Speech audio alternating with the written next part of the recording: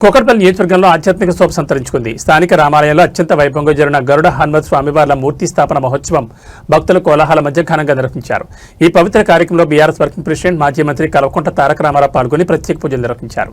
ప్రతిష్టాపన మహోత్సవంలో భాగంగా కేటీఆర్ స్వామివారి విగ్రహాలను స్వయంగా క్షీరాభిషేకం చేశారు. శాస్త్రోక్తంగా జరిగిన ఈ కార్యక్రమంలో పాల్గొని స్వామివారి కృపకు పాత్రులయ్యారు. కేటీఆర్తో పాటు ఈ కార్యక్రమంలో Kukatpally MLA Madhavan Krishnarao, Quthbullapur MLA KP Vivekanand మరియు ఎమ్మెల్సీ సెంబీపూర్ రాజు తదితర ముఖ్య నేతలు పాల్గొన్నారు. ఆలయ అర్చకులు కేటీఆర్కి వేదాశీర్వచనం అందించి తీర్థప్రసాదాలు అందజేశారు. భారీ సంఖ్యలో తరలివచ్చిన భక్తులు, పార్టీ కార్యకర్తలతో ఆలయ ప్రాంగణం కిక్కిరిసిపోయింది.